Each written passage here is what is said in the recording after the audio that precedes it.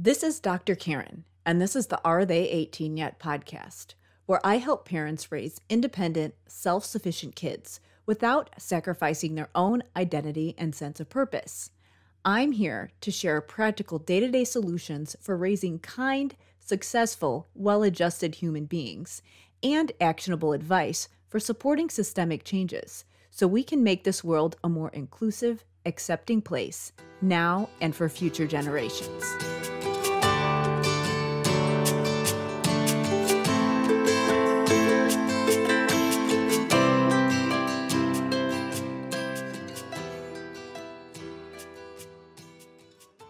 Hey everybody, it's Dr. Karen, and welcome to episode 32 of the Are They 18 Yet podcast.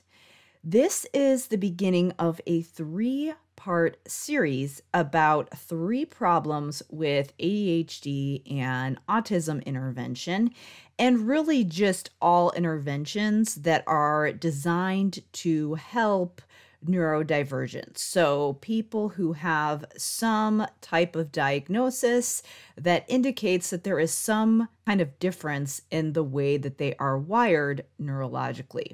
So what I'm going to do in this episode is give you kind of an overview of why I'm talking about this topic, and I will also share the first shift with you that you can make if you are someone who is a neurodivergent or if you are supporting someone who is. I know that my listeners are a combination of speech pathologists, other types of educators, and also parents of neurodivergents who want to help the kids that they're supporting as much as possible so that they can lead productive, successful, happy lives. I know that that's always been my goal as a therapist and as a parent.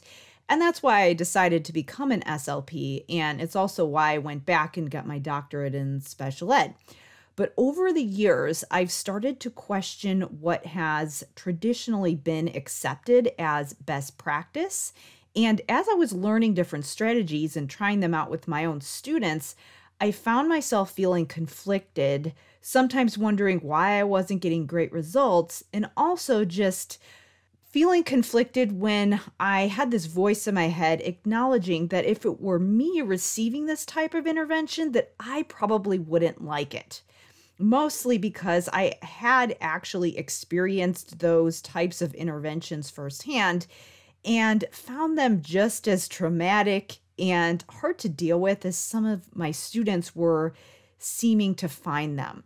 And originally, I kind of dismissed these thoughts that were popping up because I thought, well, I'm following what the research says, or I'm following what the experts are saying I'm supposed to do, so I guess this is okay. But as I've joined different groups centered around neurodiversity and heard stories from autistic people or people with ADHD, I have finally been able to put into words what has been bugging me for years. And part of this is because I have found that I actually have more in common with the neurodivergents than the neurotypicals because I'm one of them. And obviously, I will get more into that in a future episode.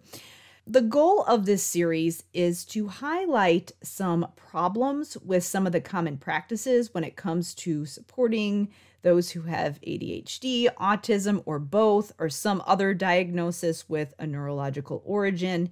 And I share this as someone who has spent years in the field in the more traditional sense, from getting degrees, doing academic research, and also from doing direct clinical work, and then also being a neurodivergent myself. So if you're involved with any of the neurodiversity groups, you know that many autistic adults or adults with ADHD are starting to share certain traumatizing experiences they've had growing up. But for the purpose of pointing out some key reasons why this trauma happens, I'm going to narrow it down to three key mistakes being made and share some shifts we can make so that we can start moving in the right direction.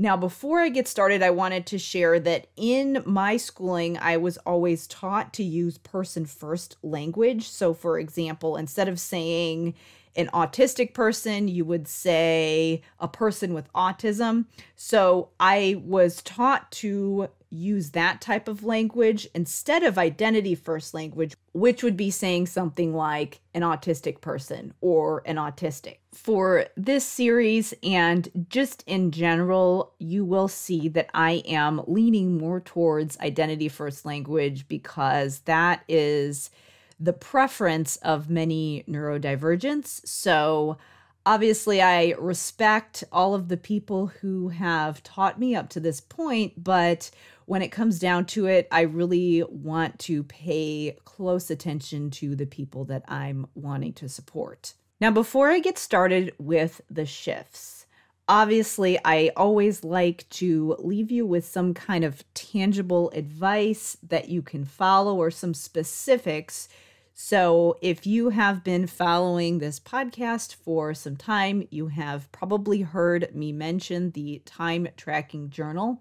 So over the next couple months, I will be sharing more and more resources and specific strategies to support neurodiversity, but I am going to be mentioning that one today because that is one of the key resources that I have that outlines a specific strategy that is going to help you make these shifts that I'm going to mention today, because it is designed to help give your kids a strategy to help them move through some difficult tasks that they may be encountering during their day-to-day activities, whether it be homework assignments, anything that is mentally challenging for them that requires multiple steps, that might require them to make some shifts in their thinking, and also to start engaging in some positive self-talk to help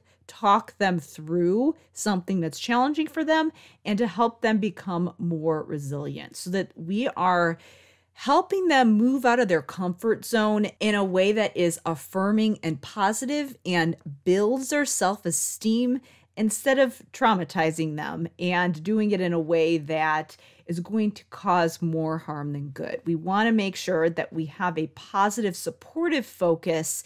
And when we are pushing kids out of their comfort zones, we're doing it in a way that's healthy. So I will talk about how to do that in that time tracking journal and this episode today. So obviously, the place to go to check that resource out is drkarendudek-brannan.com/time journal.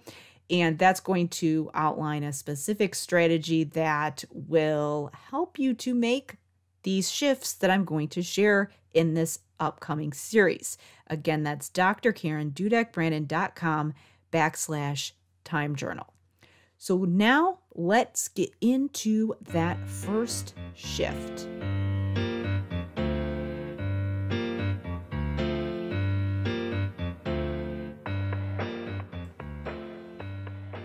The first shift that we want to make when supporting neurodivergence, whether it be someone who has been diagnosed with ADHD or autism or both, or something else that impacts them neurologically, the first shift that we want to make is moving from strategies that focus on compliance to coming at it from a place of curiosity. So we're moving from compliance to curiosity. So during my doctoral program, many of the strategies that I learned were focused on increasing certain behaviors and decreasing others, commonly referred to as a behaviorist approach. So for individuals who are verbal, desirable behaviors might be using specific words or phrases or engaging in certain nonverbal communication behaviors such as eye contact or using different facial expressions or even engaging in a conversation in a certain way for a certain length of time.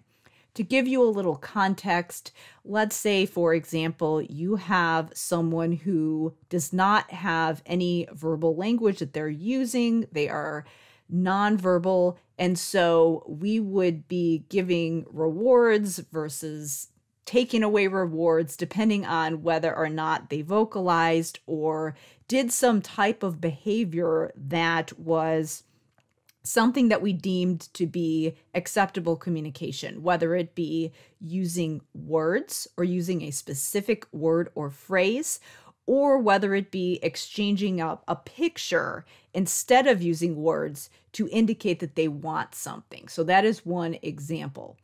Another example would be for people who are not using eye contact in a way that neurotypicals commonly do. So, for example, it's a social rule, or it's considered to be a social rule in Western culture, that you are looking at someone when you're talking to them.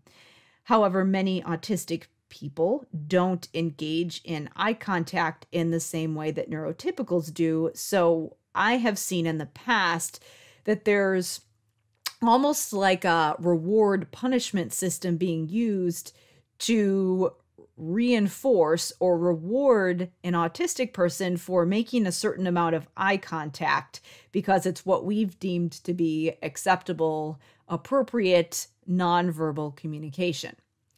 A final example is that what I have sometimes seen being done is that we want people to engage in conversation in a certain way. So many autistics will do more of a monologue type of interaction where they'll just talk instead of waiting for the person to respond and having a back and forth dialogue, which is a more common way among neurotypicals to have a conversation. It's often what is expected of people. So again, this is something that we consider to be acceptable. So I have seen in the past people being rewarded for behaviors like engaging in that back and forth dialogue.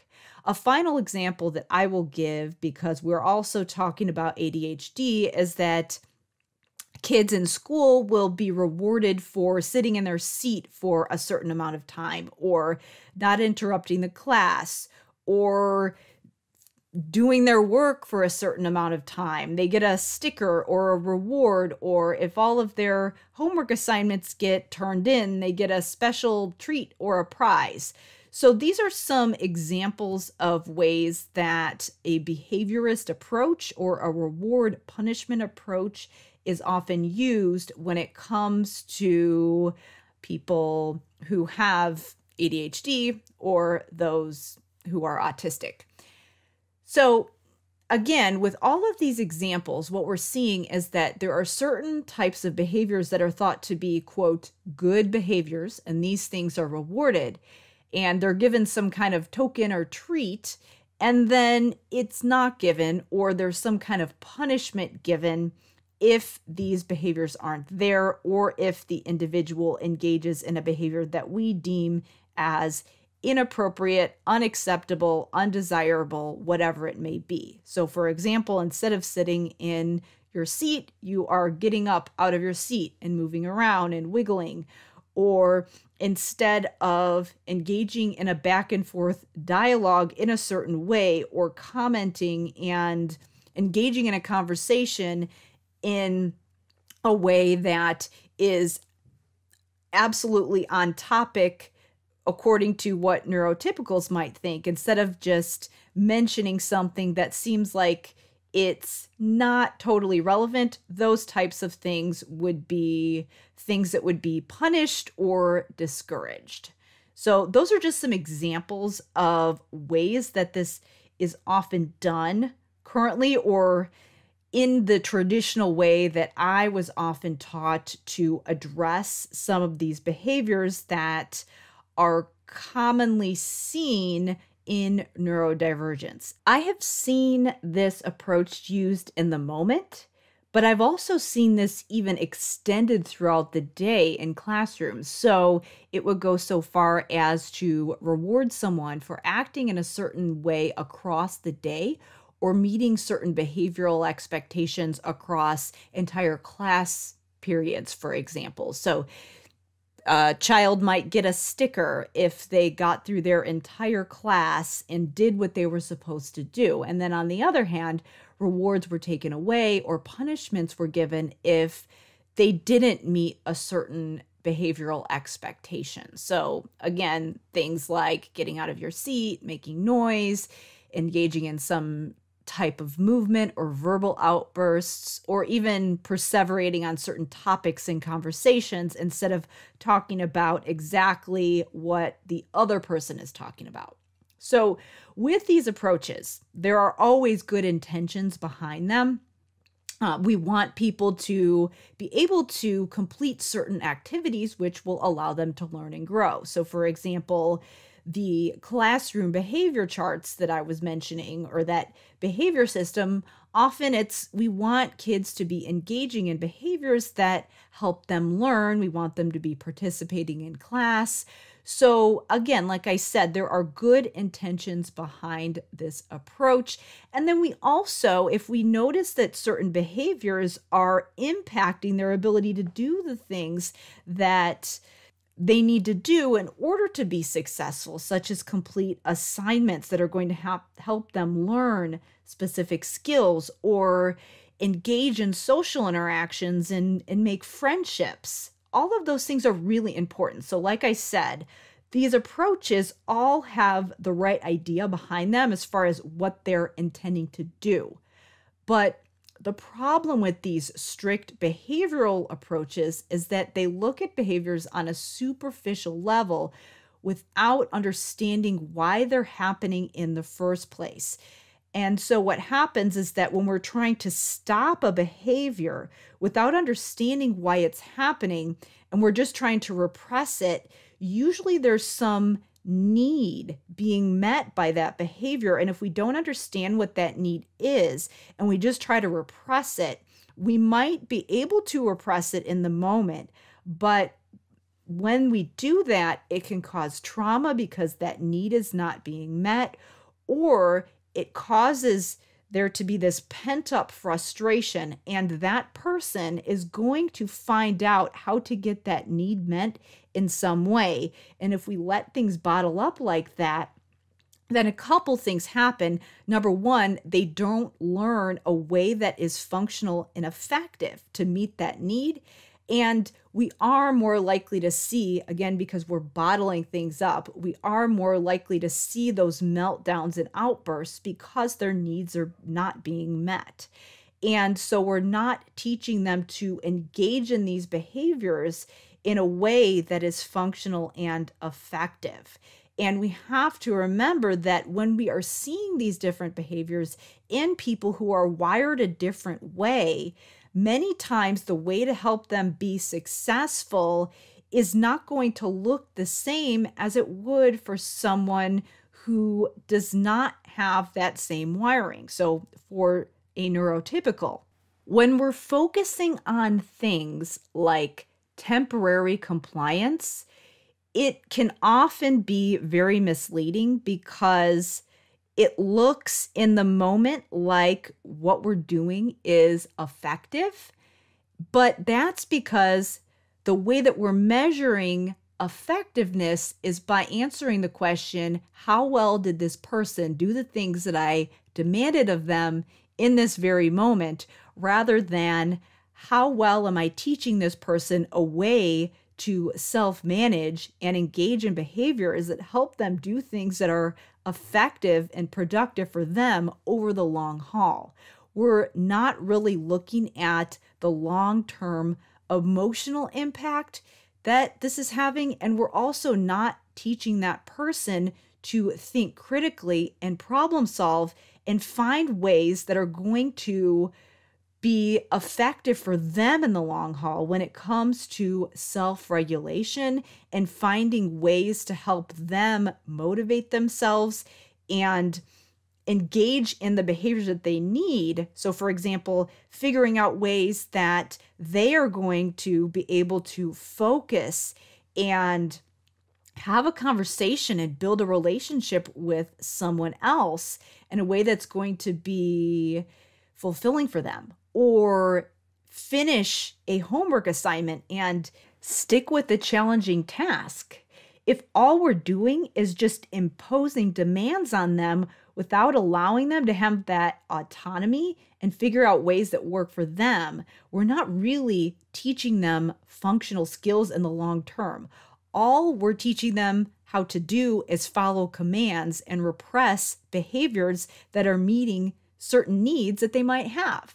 For example, many kids with ADHD are punished for not completing homework because it's assumed that they're simply choosing to avoid work, when in reality, they may lack certain skills required to self-regulate and plan ahead.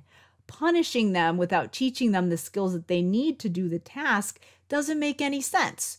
Or someone might need to engage in some sort of movement to feel regulated and focused. It's really important for a kid to learn and understand that about themselves so that they can find ways to meet that need as they're doing challenging tasks. And another example would be someone with autism may find eye contact overstimulating. So if that's the case, then trying to repress those behaviors doesn't make any sense. What we want to do is teach those people ways that they can stay regulated and do the things that they need to do, whether it be having a conversation, engaging with someone else, or whether it be doing a difficult task. We want to teach them ways to do it in a way that makes sense for them, not in a way that looks, quote, normal for neurotypicals. Because remember, we're comparing apples to oranges here. How they do it might look totally different. So if we're not thinking more deeply about why these behaviors are happening and we're just trying to repress them and teach them to comply with demands, we're not really teaching them anything functional. Now, when I mention this, a lot of times people will push back and say, but wait a minute, this was so effective for so-and-so, and doesn't the research show that positive reinforcement works? It's a little more complicated and nuanced than that. So when I suggest that doing behavior charts and the sticker charts aren't the most effective way to help kids stay motivated, a lot of people will say, but don't adults respond to positive reinforcement? Don't people, for example, don't they go to work because they're getting a paycheck? Isn't that a form of positive reinforcement? Well, I used to think the same thing, but a while back, I read Dan Pink's book, Drive, which really shifted my thinking on that. And what he suggests from his research is that a lot of adults, and really just people in general, we all want to do a good job and do work that is fulfilling. And when we find that work that is fulfilling, we don't necessarily need someone to be micromanaging us in order to do that work. We just naturally want to go above and beyond. And what he found with his research was that when people are micromanaged and when they are constantly given that positive reinforcement and external rewards, what that does is that it actually decreases that natural tendency to want to do a good job. What he found was that people who were allowed some autonomy at work actually performed better. I think a lot of people are seeing that this past year with the pandemic and a lot of people being able to work from home, that productivity increases when people have some autonomy. Now, that's not to say that people don't benefit from external accountability and structure. This is going to be especially important for people with ADHD, for example. Structure is really important, and having that discipline and someone to check in and to help you to move through certain tasks that you want to do, that's definitely important, but it doesn't mean that we need to have someone peering over our shoulder 100% of the time, giving us a sticker for every single thing that we do, or on the contrary, being there to issue a punishment when we're not doing things exactly the way that they think we should be doing them. The key is finding that balance between providing enough structure, but still allowing people to have wiggle room to find their way of doing things that's effective for them. And we need to remember that when we're talking about neurodiversity, it's not always going to be done in a neurotypical way. There are many other ways to do things. There are definitely some subtle shifts that we can make to some of the common approaches that I have mentioned so far on this episode that can reframe them in a way that is healthier. So, for example, with behavior charts, if you think of them more as data rather than as rewards. So, for example, there has been evidence that shows when we track behaviors and we pay attention to our progress that that can be really motivating because we have an understanding of what worked and what didn't. So if you're using a behavior chart and you're framing it in a way that is not saying this sticker is your reward for doing whatever it is that I asked you to do, if you're thinking of it more as a way to self-monitor, to say, hey, how do we do on the things that you decided that you should do today to help yourself complete your assignments more effectively? And you think of that sticker or whatever it is that you're using as a data point and just using it as information instead of focusing it on that sticker as the reward. Instead of we're looking at, okay, here are some behaviors that we want to increase because they're really important to you. And these stickers are just a way of looking back and seeing how we did. Then, as long as you're focused on increasing those behaviors that are important to that person's success and not just trying to put them into this box of this is the way that you have to be, then that can be more effective when you frame it in that way. However, that's not how it's commonly done. A lot of times we're more focused on, here's your sticker for doing a good job. So there are some shifts that you can make when using a strategy like that. And obviously you want to make sure that the person who is using that strategy isn't really agitated and upset every time you are drawing their attention to it. So that's something we want to be aware of.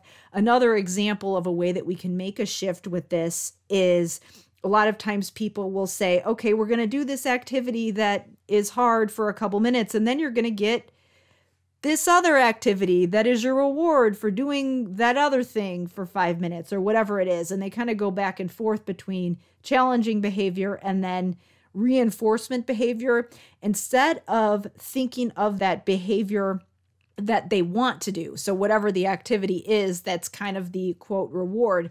If we think of it more as a brain break or a sensory break, instead of this is your reward for doing the other thing, then what we're doing is, instead of just focusing on compliance and these external rewards that may or may not be something that mimics real life, what we're doing is we're showing that person, okay, let's increase your tolerance for this behavior or this task that is challenging and we're working on it and it's hard work for you, and we're giving you a break. You're actually teaching them that they can self-regulate. That is a strategy that adults often do. I've mentioned before in a previous episode the Pomodoro technique that a lot of adults do when they have some kind of a difficult assignment. When I was mentoring doctoral candidates, I would often find that this technique was effective for them if they were having a hard time sitting down to write. So they would focus on doing a Pomodoro. So they would work for 30 minutes. They'd set that timer and then they'd have 10 minutes or so of a break. And the break really wasn't a reward. It was more of a way to self-regulate, because if you find that you're doing something and you realize, oh, I'm getting distracted and I'm not on task, that's an important skill to learn and pay attention to. Hey, am I still on task with what I'm supposed to be doing?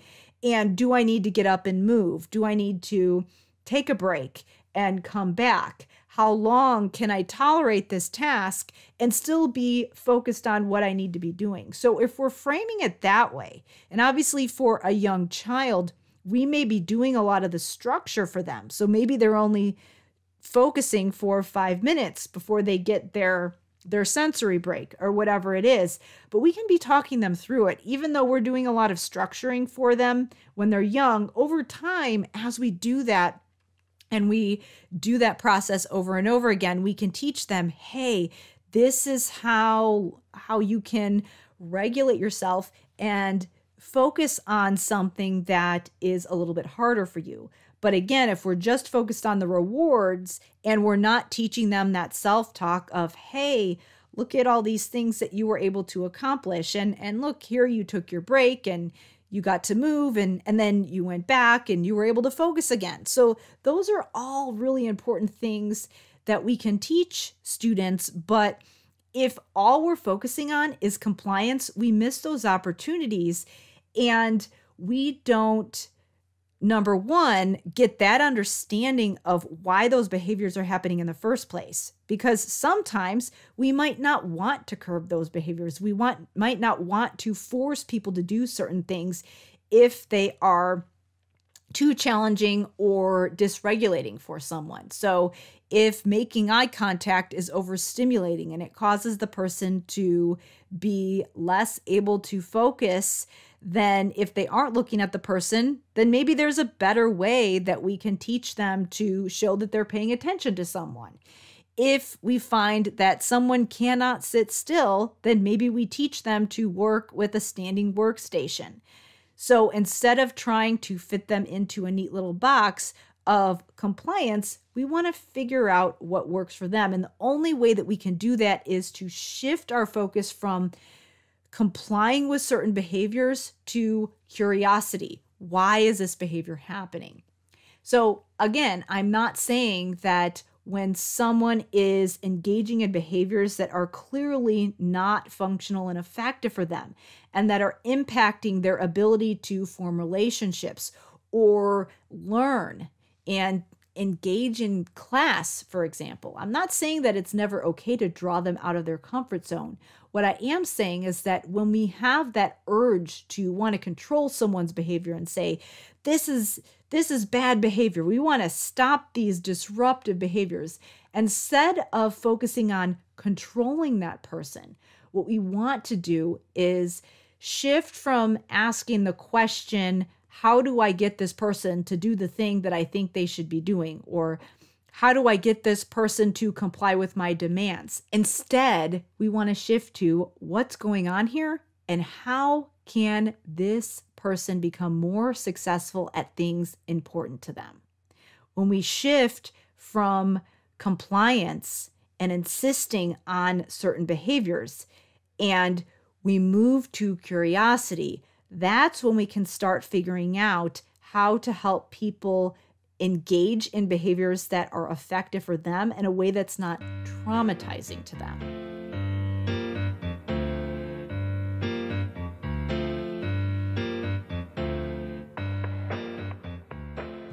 This wraps up the first shift that we can make when supporting neurodiversity, especially when it comes to ADHD and autism.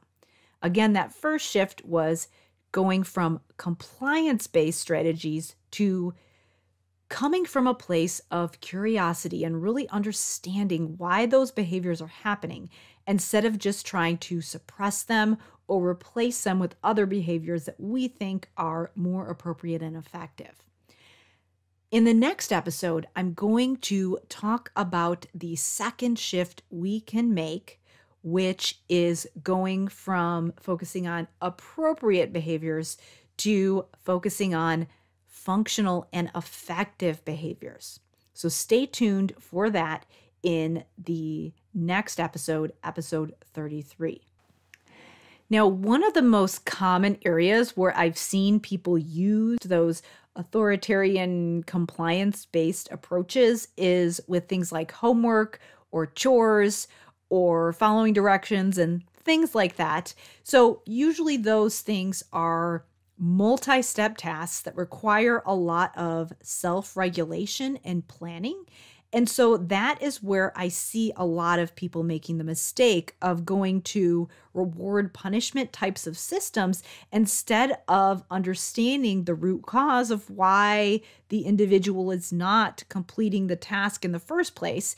And in many cases, the root cause of the procrastination, the defiance, or whatever it is that the person thinks is an undesirable behavior, a lot of times the root cause is because there is a key set of skills that are lacking when it comes to planning and self-regulation, and also just mindset and beliefs about a certain task.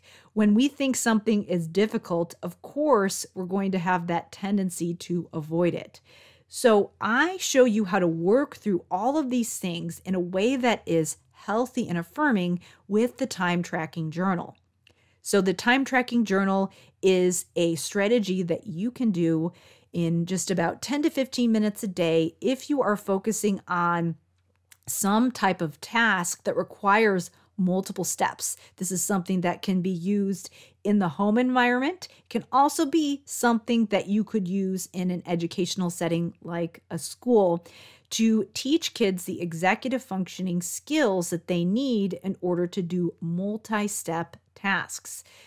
When we're talking about these types of things, there are so many different things to consider. There are the mindset shifts that need to happen to get yourself over those hurdles. There is the ability to plan and understand what steps you need to take to complete the task. So I give you a strategy that you can use to do that with your kids in the time tracking journal. To check it out and get access, all you need to do is go to drkarendudek-brannan.com/time journal. Again, that's drkarendudek-brannan.com/time journal. For now, we will wrap up episode 32. And also remember, it helps us so much to get this information into the hands of people who need it if you leave us a 5-star review on Apple or wherever you listen to your podcast. And also, if you share this episode with your friends or colleagues who might need this information. So thank you so much for listening, and I will see you in episode 33.